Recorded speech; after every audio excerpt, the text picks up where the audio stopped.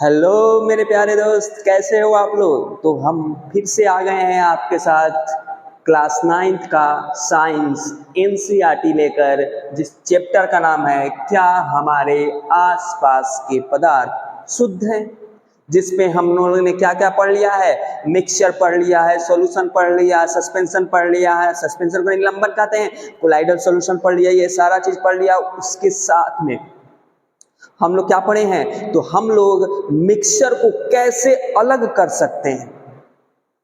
समझ रहे हो, मिक्सचर को कैसे अलग कर सकते हैं, उसके कंपोनेंट को कैसे अलग कर सकते हैं, उसके घटक को कैसे अलग कर सकते हैं। पिछले क्लास में ये हम पढ़ रहे थे जिसमें हम लोगों ने देखा कि यदि कोई इंक है उसको कैसे अलग करेंगे, तो वेपोराइज करके अलग कर रहे थे, वाष्पीकृत करके अलग कर रहे थे। जैसे हमने देखा कि कोई दो मिक्सचर है जिसमें एक ऊर्ध्वपातित पदार्थ है, सब्लिमेटेड पदार्थ है, और एक नॉर्मल पदार्थ है, उसको कैसे गर्म करेंगे, उसको कैसे अलग करेंगे, ये चीज हमने देखा। और क्या देखा हमने, और ये देखा हमने कि सेंट्रीफ्यूगल टेक्निक भी देखा हमने। और क्या देखा, सेंट्रीफ्यूगल टेक्निक, जो भी चीज घूमने से एक दूसरे से अलग होता है वो सेंट्रीफ्यूगल टेक्निक हमने देखा। ये सारा चीज हम लोग कल देख चुके हैं। आज हम लोग देखेंगे क्रोमैटोग्राफी। क्रोमैटोग्राफी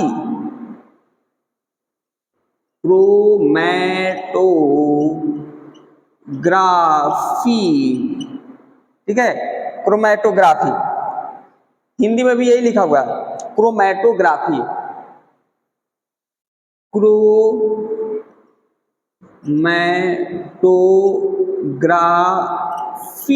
क्रोमैटोग्राफी क्या होता है, ये भी एक टेक्निक ही है।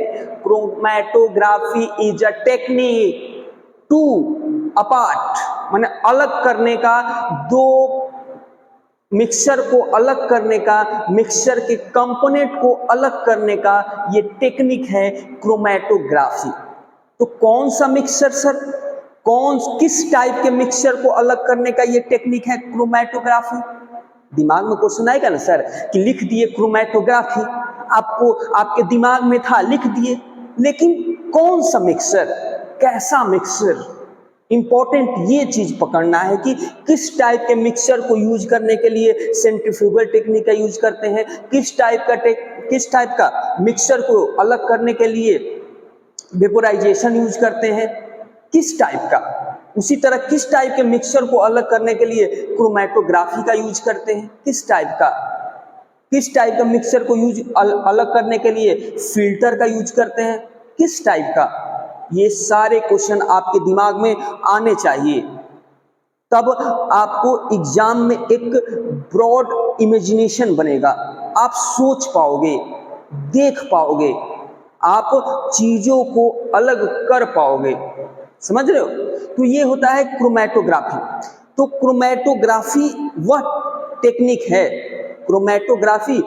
टेक्निक है जिसमें कलर के घटकों को, कलर के कंपोनेंट को अलग किया जाता है। क्या सर, कलर के क्रोमा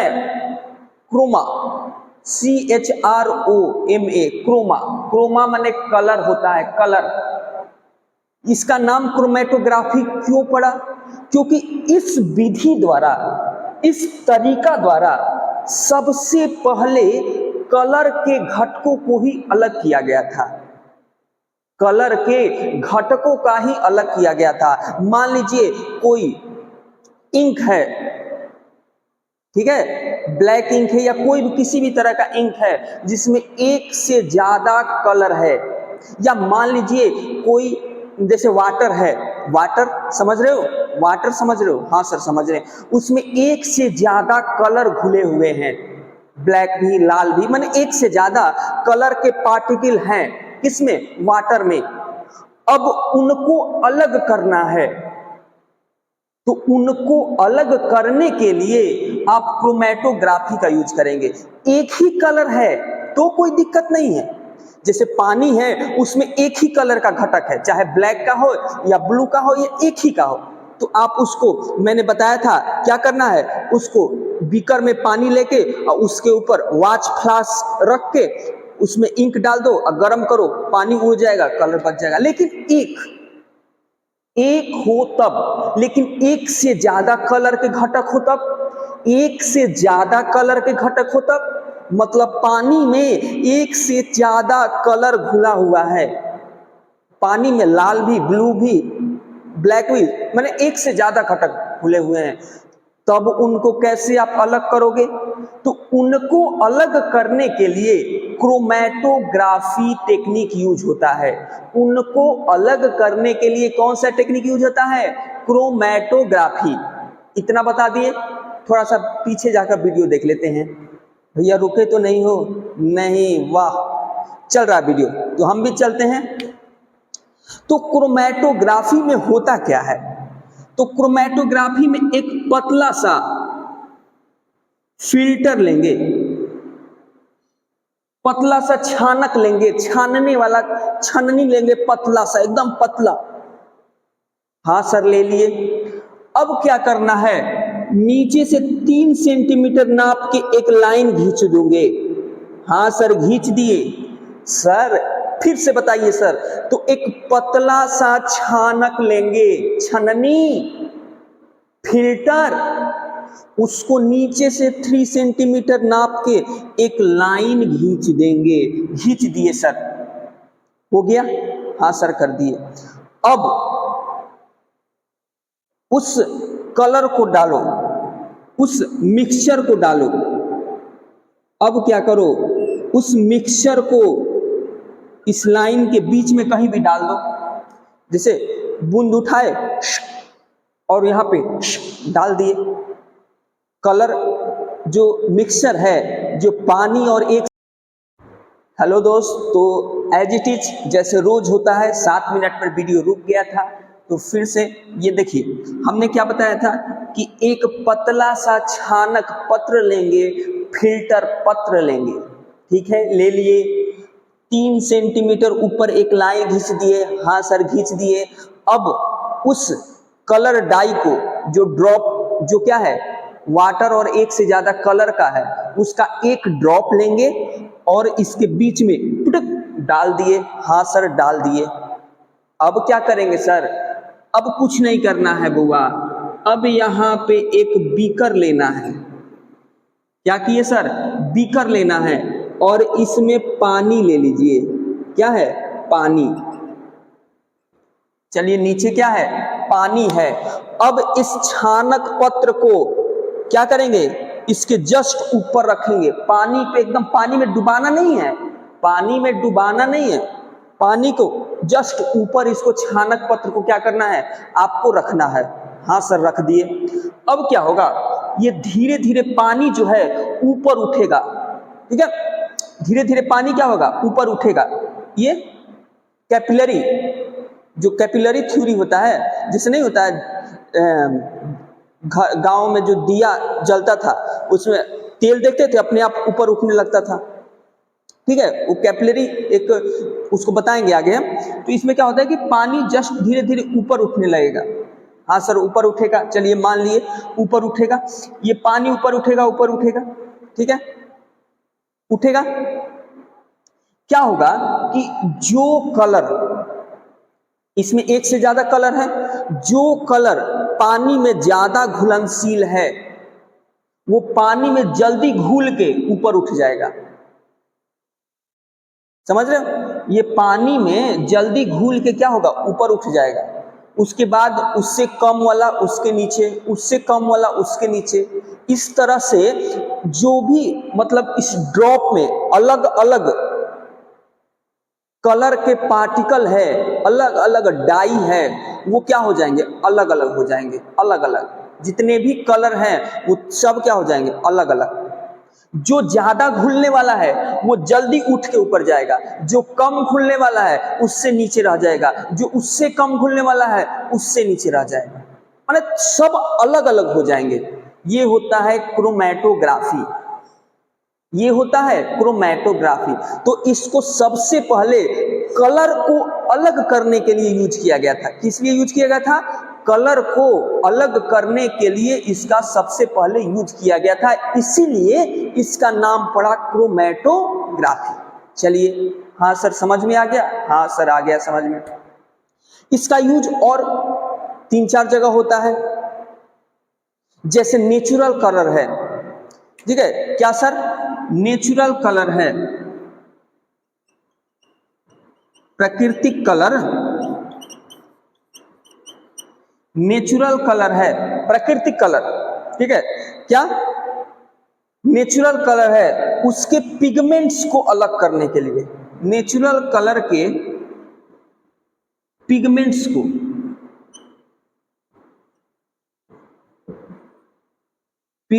को अलग करने के लिए।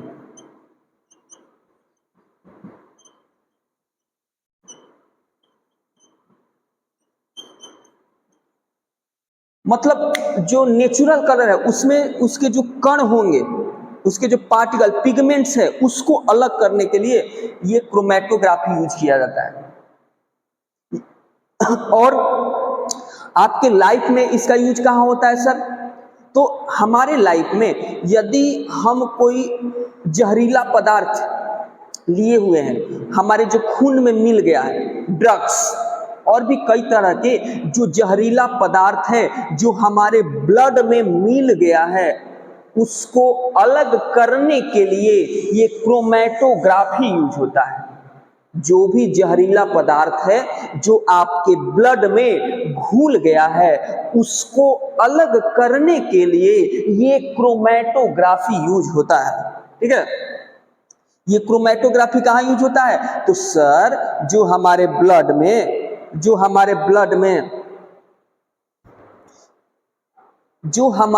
में विभिन्न तरह के विषैले पदार्थ जैसे ड्रग्स हैं या और भी कोई भी चीज है वो घुल गए हैं, तो उनको अलग करने के लिए क्या यूज किया जाता है? क्रोमैटोग्राफी यूज किया जाता है, क्रोमैटोग्राफी टेक्निक यूज किया जाता है। लिख लोगे? सिंपल है, लिख लोगे। तो क्रोमैटोग्राफी समझ गए क्रोमैटोग्राफी कहाँ कहाँ सर? तो कलर को अलग करने के लिए एक से ज्यादा कलर है तो हाँ सर, नेचुरल कलर से पिगमेंट्स को उसके अलग करने के लिए, नेचुरल कलर से उसके पिगमेंट्स को अलग करने के लिए, हाँ सर। तीसरा, यदि आपके ब्लड में ड्रग्स घुल गया है या अन्य प्रकार के विषैले पदार्थ घुले हैं, तो उनको अलग करने के लिए क्रोमैटोग्राफी टेक्निक का यूज किया जाता है। क्रोमैटोग्राफी मतलब एक से ज्यादा कलर के पिगमेंट्स यदि कहीं घुले हुए हैं तो उनको अलग करने के लिए क्रोमैटोग्राफी यूज किया जाता है। इसका नाम क्रोमैटोग्राफी क्यों पड़ा? क्योंकि सबसे पहले इसके हेल्प से कलर के घटक को ही अलग किया गया था। समझ में आ रहा है? एकदम इजी वे में समझा रहे हैं कि नहीं? मजा आ रहा है कि नहीं? हाँ सर आ रहा है। चलिए आ रहा है मजा, तो आगे बढ़ते हैं। आगे हम देखते हैं, ये क्रोमैटोग्राफी हो गया, ठीक है। ये क्या हो गया? क्रोमैटोग्राफी हो गया। अब देखते हैं डिस्टिलेशन। क्या देखते हैं? डिस्टिलेशन, आसवन विधि।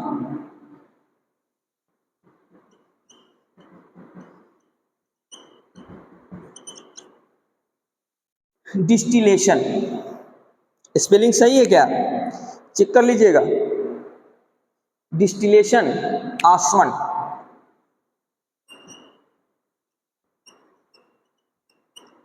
डिस्टिलेशन, आसवन, इसमें क्या होता है सर?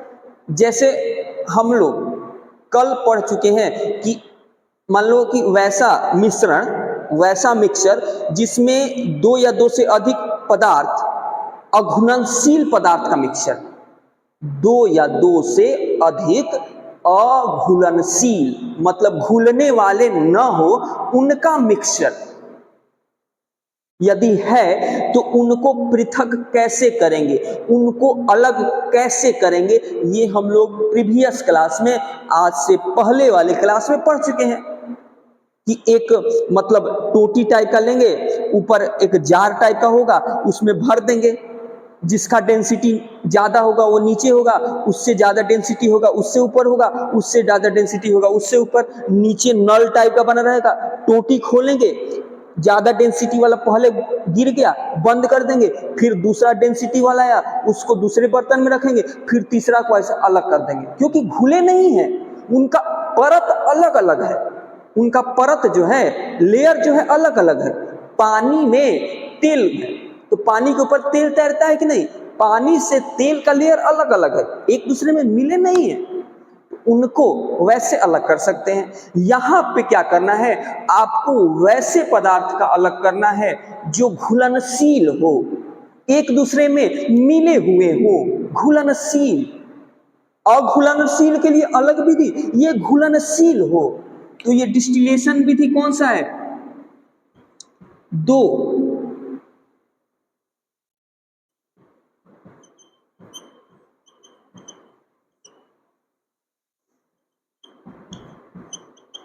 शील पदार्थ को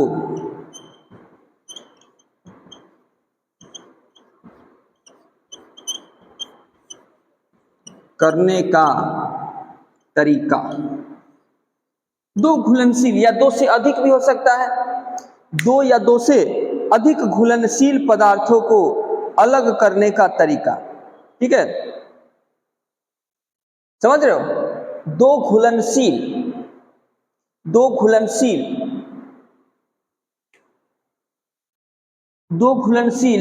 पदार्थ से ले, अच्छा लिखोगी द्रव, दो घुलनशील द्रव को अलग करने का तरीका। जैसे एग्जाम्पल बताइए सर, आपके एनसीईआरटी में लिखा हुआ है एसीटोन, और क्या सर, एसीटोन और वाटर।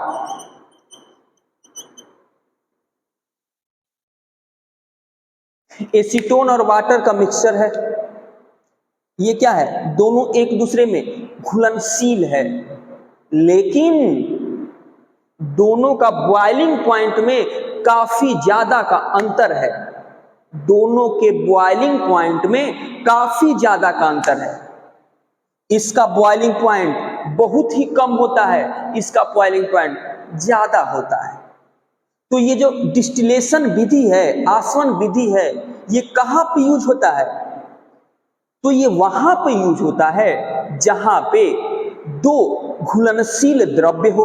क्या हो, दो घुलनशील द्रव्य, मतलब दो लिक्विड जो घुलनशील हो, लेकिन उनका बॉइलिंग पॉइंट अलग अलग हो, और उनके बॉइलिंग पॉइंट में काफी ज्यादा डिफरेंस हो, बॉइलिंग पॉइंट अलग अलग हो और बॉइलिंग पॉइंट में काफी ज्यादा डिफरेंस हो, एक बॉइलिंग पॉइंट ज्यादा एक का कम हो। तो वैसे घुलनशील पदार्थ जिनका बॉइलिंग पॉइंट में डिफरेंस ज्यादा हो, उनको अलग करने के लिए ये आसवन विधि या डिस्टिलेशन विधि का यूज किया जाता है।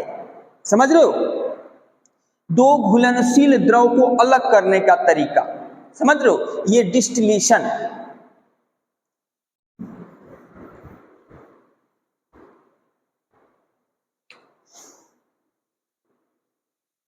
ये जो दो घुलनशील पदार्थ होते हैं, ये दो घुलनशील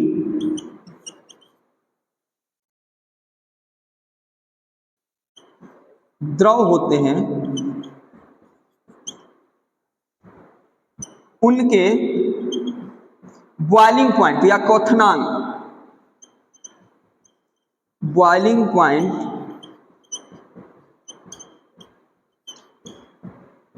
काफी अंतर होता है, काफी अंतर होता है।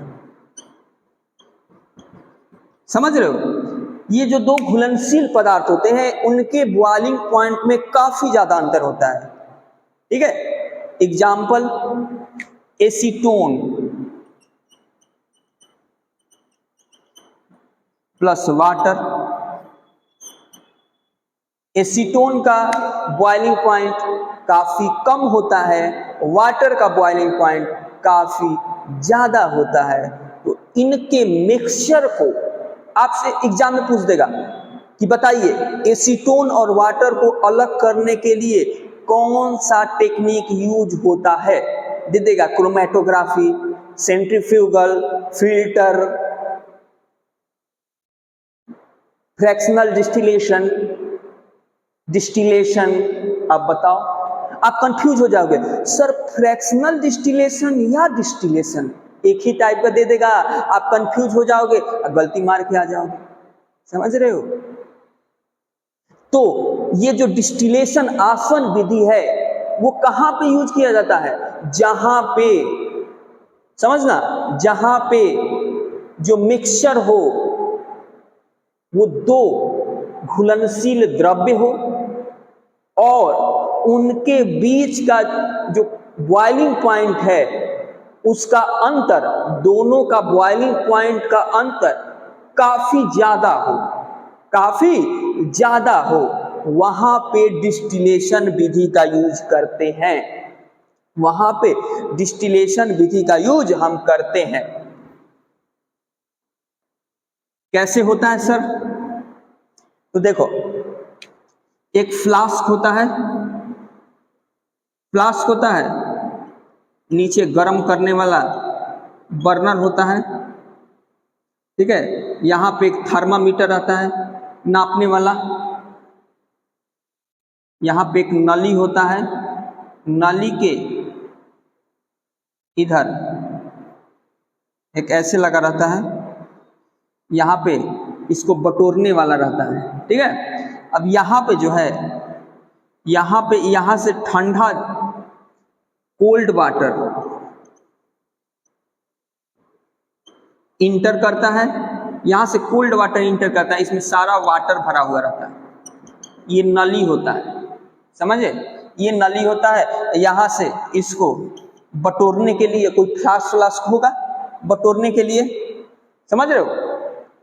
अब यहां से आप ये क्या है, ये मिक्सचर है एसीटोन और वाटर का, ये टेम्परेचर नापने वाला थर्मामीटर है, ताकि आप देखते रहो कि टेम्परेचर कितना है, टेम्परेचर नापने के लिए देखते रहो कि अच्छा ये बॉइलिंग पॉइंट पे पहुंचा कि नहीं, टेम्परेचर कितना है इस मिक्सचर का। अब नीचे से क्या करने लगे, गर्म करने लगे, तो एसीटोन का बॉइलिंग पॉइंट कम होता है, हाँ सर होता है, ये बंद होगा, ये बंद होगा, यहां से खुला होगा, समझ रहे हो। एसीटोन का बॉइलिंग पॉइंट कम होता है, तो जैसे ही थोड़ा सा टेम्परेचर मिला, एसीटोन क्या होने लगेगा, बॉयल होने लगेगा, टिक टिक टिक टिक टिक टिक टिक, और बॉयल जो होगा एसीटोन वो उड़ेगा, वाष्प बनेगा, वेपर बनेगा, उड़ेगा और इसमें जाएगा, हाँ सर जाएगा।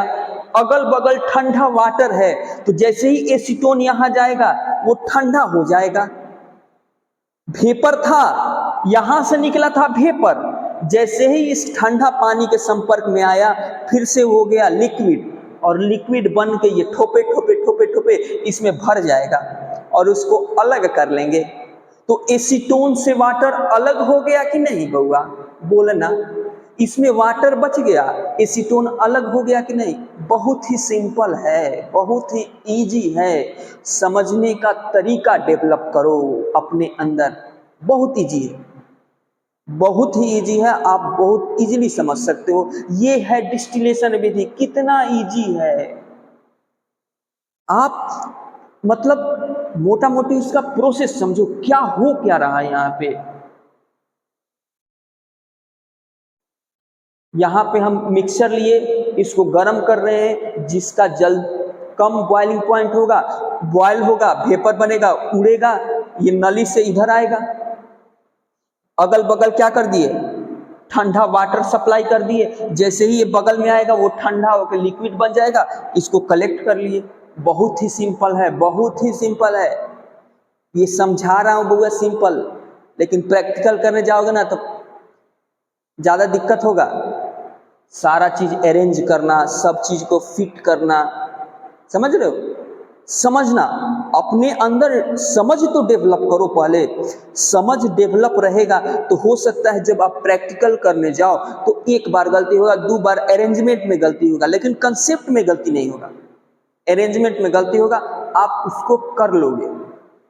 आप पे कंसेप्ट ही डेवलप नहीं होगा तो आप कैसे कर पाओगे? तो ये होता है डिस्टिलेशन। ये क्या होता है? डिस्टिलेशन। एग्जाम में पूछ सकता है एसीटोन और वाटर को अलग करने के लिए कौन सा विधि यूज किया जाता है? तो डिस्टिलेशन। चलिए, वाह, कैमरा मेरा चल रहा है, धन्यवाद।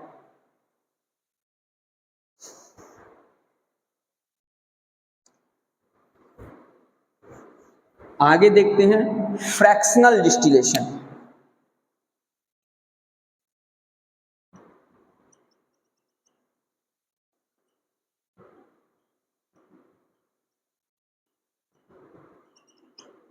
फ्रैक्शनल डिस्टिलेशन ये क्या होता है? प्रभाजी आसवन। क्या होता है? प्रभाजी आसवन।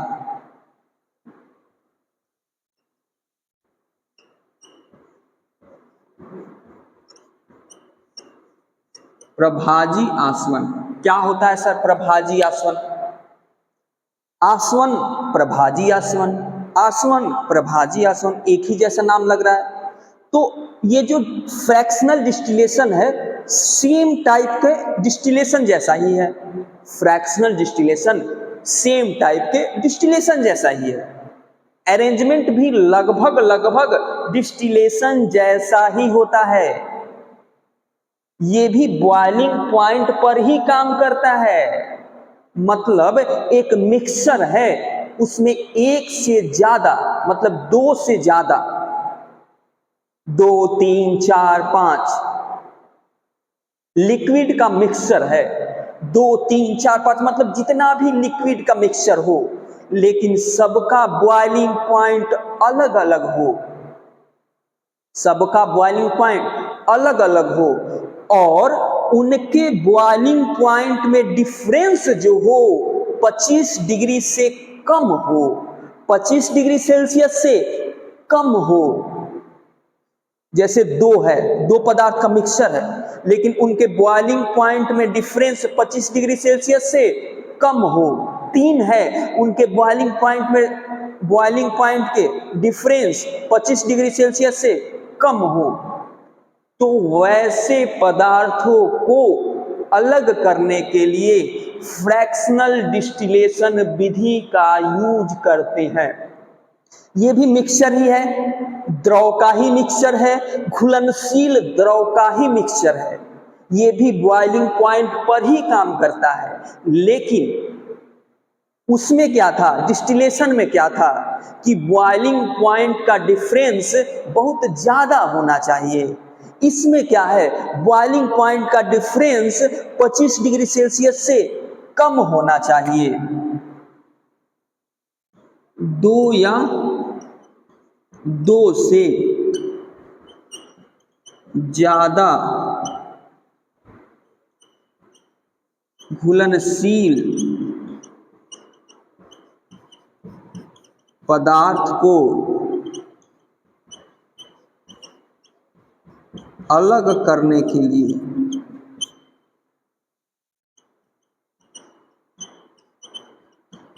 जिसका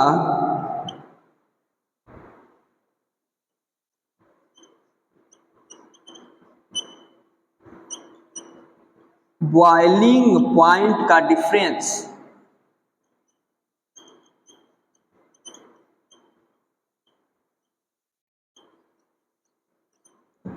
25 डिग्री सेल्सियस से कम हो। 25 डिग्री सेल्सियस से कम हो, उसमें क्या था, ज्यादा, 25 डिग्री सेल्सियस से ज्यादा। इसमें क्या है, 25 डिग्री सेल्सियस से कम। तो वैसे घुलनशील 2 या 2 से अधिक द्रव्य का मिक्सचर को अलग करने के लिए फ्रैक्शनल डिस्टिलेशन विधि का यूज करते हैं।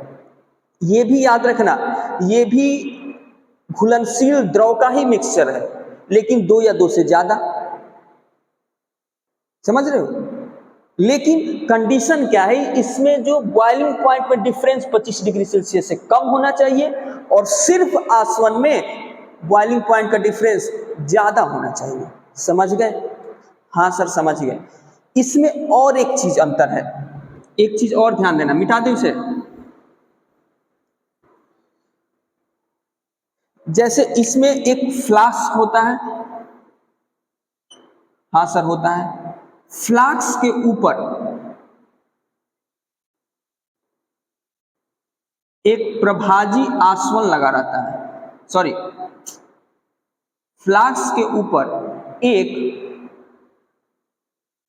प्रभाजी कॉलम लगा रहता है, एक नली टाइप का रहेगा। क्या रहेगा सर?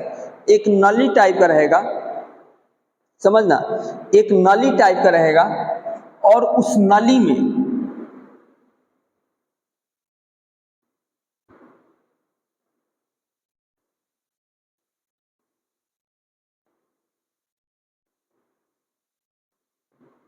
ध्यान से देखना,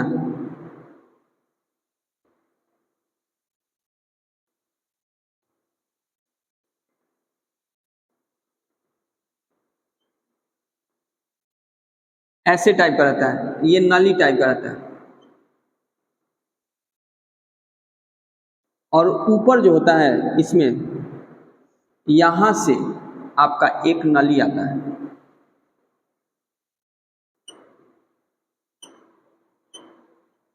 यहां से आपका क्या आता है, एक नली आता है। सेम एज इट इज, इसमें वाटर पूरा भरा रहेगा, यहां से बीकर में कलेक्ट कर देंगे। यही होता है प्रभाजी कॉलम, प्रभाजी कॉलम, प्रभाजी कॉलम, इसको बोलते हैं फ्लास्क। ये क्या होता है? प्रभाजी कॉलम, प्रभाजी कॉलम। इसमें क्या होता है, छोटा छोटा ग्लास का बॉल टाइप का इसमें भरा रहता है,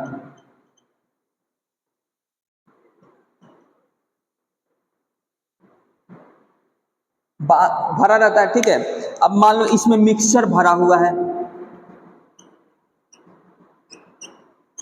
इसमें नीचे से गर्म हो रहा है, ठीक है, नीचे से क्या हो रहा है, गर्म हो रहा है। 1 मिनट कैमरा देख ले, गर्म हो रहा है, ठीक है। अब क्या हुआ कि जब गर्म हो रहा है, जब गर्म हो रहा है तो बॉइलिंग पॉइंट पर जैसे ही पहुंचेगा, थर्मामीटर भी डाला हुआ रहेगा, ये टेंशन नहीं, थर्मामीटर नापने के लिए टेम्परेचर डाला हुआ रहेगा। जैसे ही हीट देना स्टार्ट करिए, ठीक है, जिसका बॉइलिंग पॉइंट सबसे कम होगा वो सबसे पहले वेपर बनना स्टार्ट हो जाएगा, जिसका बॉइलिंग पॉइंट सबसे कम होगा वो पहले वेपर बनना स्टार्ट हो जाएगा, वेपर बन के जाएगा इसमें।